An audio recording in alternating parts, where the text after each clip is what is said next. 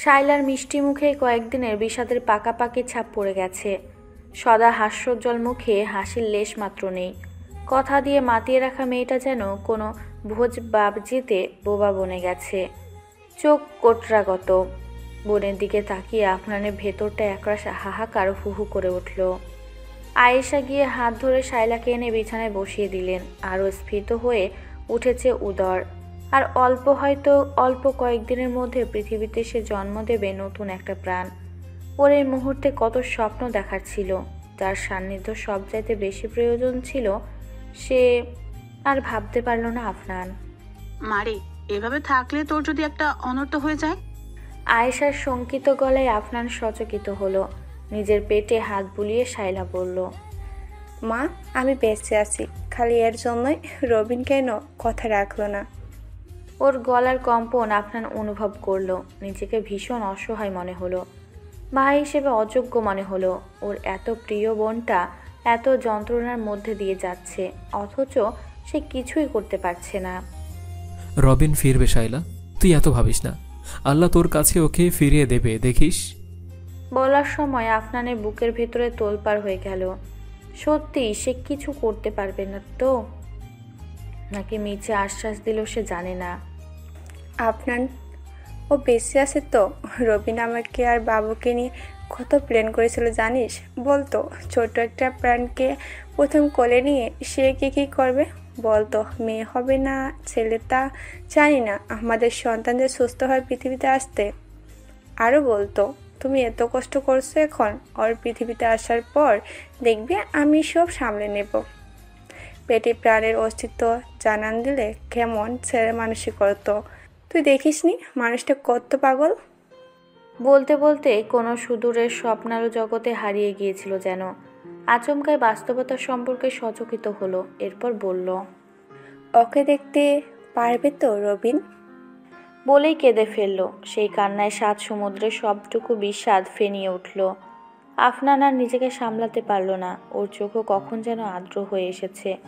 তবে পানিটাকে সে বহু কষ্টে সংবরণ করলো। আয়েশা আঁচলে মুখ চাপলেন। আফনান ভেবেছিল একটু আগে কলের ব্যাপারটা শায়লাকে জানাবে না, কিন্তু রবিন বেঁচে এই আশ্বাসটুকু যে বোনকে দিতেই হবে, তাই বলল, রবিন বেঁচে আছে শায়লা, অক্ষত আছে, আমি জানতে পেরেছি। মিথ্যে সান্ত্বনা দিস না। আমি আফনান অপারগ হয়ে ছবিটা দেখালো। ছো মেরে ওর ফোনটা হাতে নিল শায়লা। এরপর অপ্রকৃতিস্থের মতো ছবিতে হাত বুলালো। মনে হলো ছবি নয়, ওটাই যেন রক্তে মাংসের রবিন। এরপর নিচের মেসেজটুকু দেখে ফেলল। প্রমাণ গুনল আফনান। হুমকির কথাগুলো পড়ে হাউমাউ করে কেঁদে ফেলল শায়লা। প্রথম দুদিনের পরে যে নিষ্প্রাণ হয়ে গেছিল, আজ আবার সেখানে প্রাণের স্পন্দন খেলল যেন। তবু আতঙ্কিত বোধ করল আফনান, কিন্তু কাঁদতে বাধা দিল না। আয়েশা শায়লার মাথায় হাত বুলিয়ে দিতে লাগলেন। আফনান অস্ফুট স্বরে কেবল বলল, আমি বেঁচে থাকা অবধি হাল ছাড়ব না শায়লা, দেখিস। মনিরের সাথে যোগাযোগ করতে হবে, এছাড়ার কোনো পথ আপাতত ওর সামনে নেই। নীরা ভেতরে ভেতরে ভীষণ অস্থির বোধ করছিল। রবিন সংক্রান্ত অসংখ্য পোস্ট সে পড়েছে। মাস্টার্সের ক্লাস শুরু হয়েছে গতকাল থেকে। আগে ভেবেছিল এক সপ্তাহ পর থেকে ক্লাস শুরু করবে সে, কিন্তু বাড়িতে একটুও ভালো লাগছে না আর। মা সারাক্ষণ সাইমনের নাম জপ করছেন কানের মধ্যে।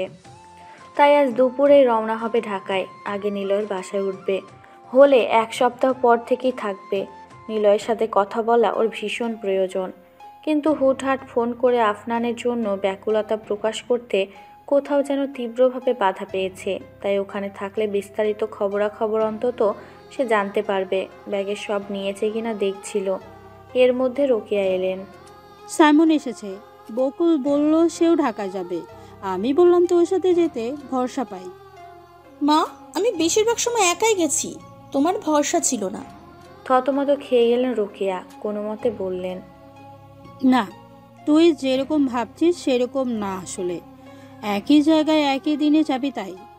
মা প্লিজ, আমার এসব ভালো লাগে না। দেখ, ছেলেটা বড় মুখ করে বলেছে, তুই না করে দিলে খুব খারাপ দেখায়। আমি ছোট হয়ে যাব। আকবরই বলার দরকারটাই বা কি ছিল? তুই সাইমনের সাথে যাবি, আর কিছু শুনতে চাই না। নীরার মেজাজের পারদ বিপজ্জনক সীমা অতিক্রম করলেও শান্ত থাকলো। এই বিষয়ে আর কথা বাড়াতে ইচ্ছে করলো না। মায়ের প্রস্তাব আজকের মতো মেনে নিল। আফনানকে একবার কল করার ইচ্ছে কয়েকদিন থেকে প্রাণপণ প্রচেষ্টায় দমিয়ে রেখেছে। পাশে দাঁড়িয়ে কিছু করতে না পারলো, শুধু শুধু কথা বলে লাভ কি? নীরা জানে না প্রিয়জনের একটা ভরসার কথাও মস্ত বড় অনুপ্রেরণা হয়ে সঞ্জীবনীর শক্তি দেয়। ইরা পড়ায় ভীষণ মনোযোগী হয়েছে হঠাৎ করে। যে করেই হোক ওকেও ঢাকা বিশ্ববিদ্যালয়ে চান্স পেতে হবে, নইলে সাফিনের সান্নিধ্য পাবে কি করে? ইরাপু, আফনান ভাইয়ার কি অবস্থা? টিভিতে খবর দেখলাম। নিরাপু এটা নিয়ে ভীষণ চিন্তিত, জানিস? চমকে উঠে ইলার দিকে তাকালো ইরা। নিরাপুর কথা তুই? আমাকে যত ছোট মনে করো, আমি কিন্তু তত ছোট নই, তবে অত বড়ও নই। আরো বড় হলে আমি নিজেই চলে যেতাম আফনান ভাইয়াকে সাহায্য করতে। ইরা নিজেও বিমর্ষ চিত্তে ভাবতে লাগলো কি আছে ভূমিতব্যে। আফনান গতকাল রাতেই মনিরের সাথে যোগাযোগ করেছে। আজ সন্ধ্যার পরে নদীর দিকের যে নিরিবিলি রাস্তাটা, সেখানে আসতে বলেছে। আফনান ওর কথা মতোই এসেছে। লোকটাকে কতটুকু বিশ্বাস করা যায় সে ব্যাপারে এখনও সে সন্দিহান। তবে আর উপায় কি? আর কোনো রাস্তা তো নেই। জলে ডুবন্ত মানুষ যেমন খড়কুটো আঁকড়ে ধরে বাঁচতে চায়, সেও সেভাবে ক্ষীণ থেকে ক্ষীণতর সম্ভাবনা নষ্ট করতে চায় না। তোমার এই জব এতটাই জরুরি? সবে আমরা নতুন সংসার শুরু করলাম, তুমি এখন রাজশাহী চলে যেতে চাইছো? তোমার কিসের অভাব? আমি কিছুর কমতি রেখেছি? নিলয়ের কথায় প্রথম দিকে নিজের নেওয়া সিদ্ধান্ত বিবেচনা করা যায় কিনা ভেবে দেখতে চাইছিল আনিকা, কিন্তু শেষের কথায় ওর মেজাজ খিচড়ে গেল। আমি কি অভাবের জন্য, নিজের বেসিক নিডস ফুলফিল করার জন্য তোমাকে বিয়ে করেছি নিলয়? আমার বাবা মাকেও তুমি অসম্মান করলে। তারা কিন্তু বিয়েতে রাজিই ছিল না। তাদেরকে কোথায় অসম্মান করলাম? একটা সামান্য কথাকে এত বড় করছো শুধু শুধু। শুধু শুধু? এটা সামান্য কথা? তুমি আমাকে আজ এটা বলতে পারছো? দুদিন পরে আরো বড় কথা বলবে না তার নিশ্চয়তা কি? ভাগ্যিস চাপটা হলো, নইলে তোমার ভিতরে খাপটি মেরে থাকা কিছু পুরুষের মতো মেল ইগো আছে, সেটাকে আবিষ্কারই করতে পারতাম না। অনু প্লিজ, তুমি যেভাবে ভাবছো আমি মোটেও এত কিছু ভেবে কিছু বলিনি। তবে এই জব তুমি করবে না। ঢাকায় হলে আমি মোটেও বাধা দিতাম না, বুঝতে চেষ্টা করো। আনিকা প্রাণপণ চেষ্টায় কান্না চেপে রেখেছে। সে নিলয়ের কাছ থেকে এমন কথা আশা করেনি। বহু বছর ধরে সে নিলয়কে চেনে, বিয়ের পর থেকেও তো ঠিকই ছিল, কিন্তু আজ ওকে মারাত্মক অসম্মান করতে পারলো। তার উপরে নিজের সিদ্ধান্ত চাপিয়ে দিচ্ছে। না না, সে রাজশাহী যাবে, দৃঢ় প্রতিজ্ঞ হলো আনিকা। তোমার কাছে আজ এটা খুব সামান্য বলে মনে হচ্ছে। সামান্য থেকেই শুরু হয় নিলয়। তুমি যদি আমাকে মিস করবে বলতে, আমাকে দূরে যেতে দিতে চাও না সেই জন্য বলতে, আমি হাসি মুখে মেনে নিতাম। কিন্তু তুমি আমার আত্মসম্মানকে আঘাত করেছ। আজ এটা মেনে নিয়ে দুদিন পরে আরো বড় কিছু বলবে না তার নিশ্চয়তা দিতে পারবে? নিলয়েরও এবার রোগ চেপে গেল। সে দাঁতের দাঁত চেপে বলল, তোমার যা খুশি করো, আমি আর কখনো দেখতে যাব না। বলেই বেরিয়ে গেল। স্তব্ধ হয়ে বসে রইল আনিকা। আজ অ্যাপয়েন্টমেন্ট লেটার পেয়ে চাপা টেনশন হচ্ছিল। একবার মনে হচ্ছিল এত ভালো একটা সুযোগ, পরক্ষণেই মনে হলো নিলয় যে কিভাবে নেয়, হয়তো পাগলামি করবে, যেতে দিতে চাইবে না।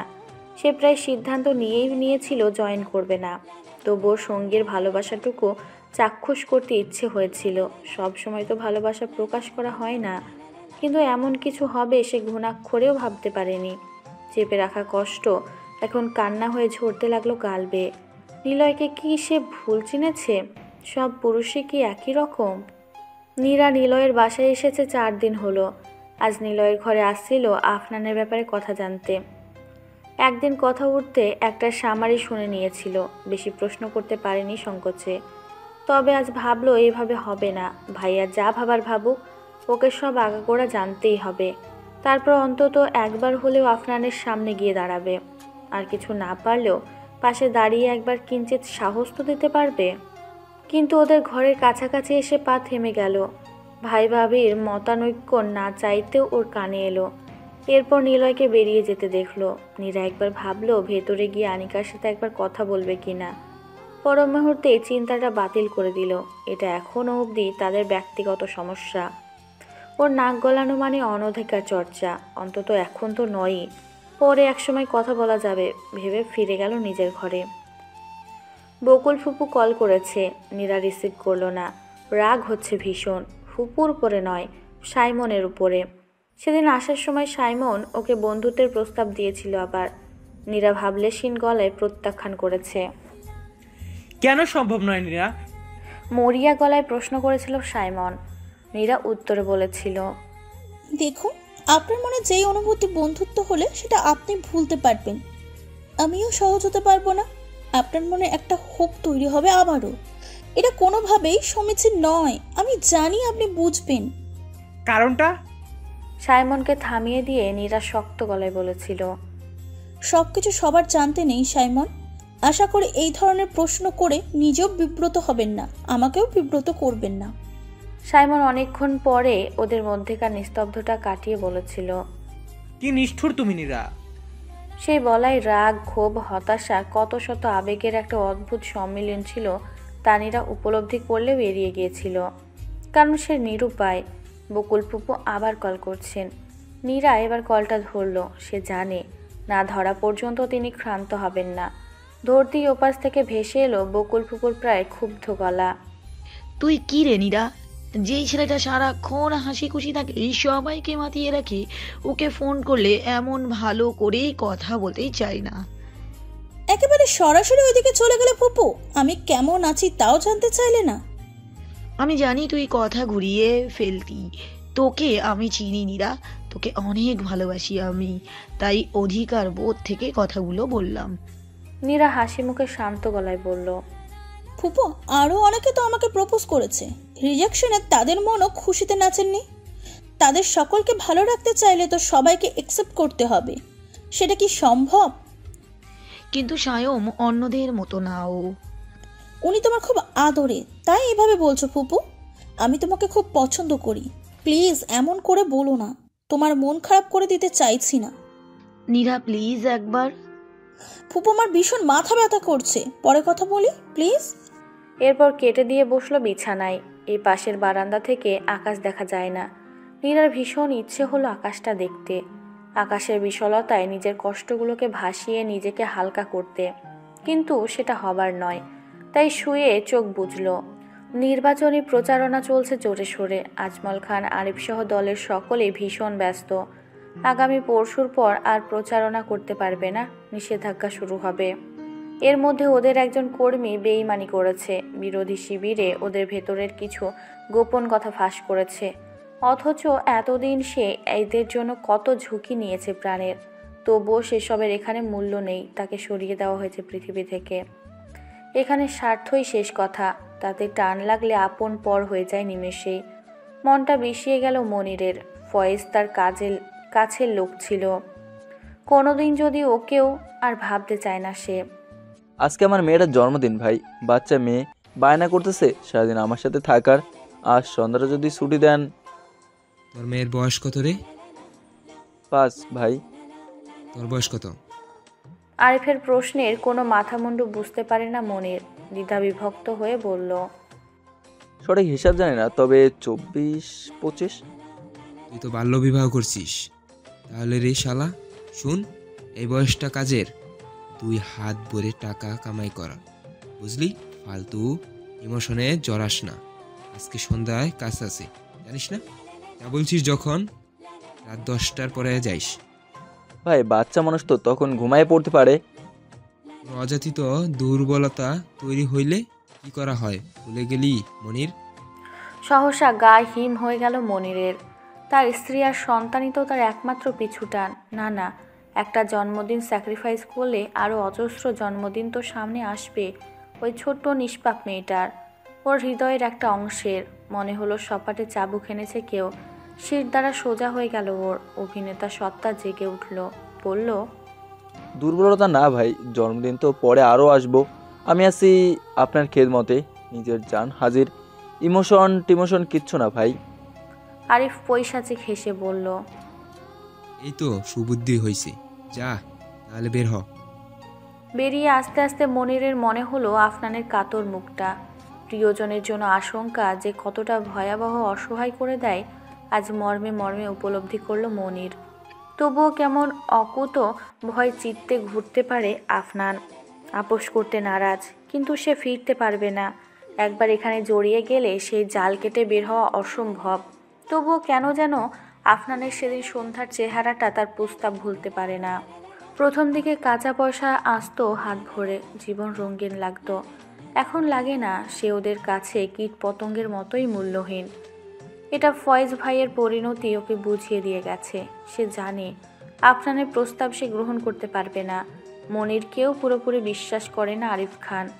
ওর পিছনেও ঠিক টিকটিকি লেগে আছে। যদি ওই সাহসী ছেলেটাকে সাহায্য করতে চায়, সেটাই মনিরের শেষ দিন। আফনান আজ অফিসে যায়নি। দুদিন আগে একটা আউটলেটে চুরি হয়েছে বলাটা ঠিক নয়, বরং বলা যায় চোর ঢুকেছিল, কিন্তু কিছু নেয়নি। অল্প যা টাকা ছিল সেগুলো সেভাবেই আছে, তবে সবগুলো ড্রয়ের ভাঙা।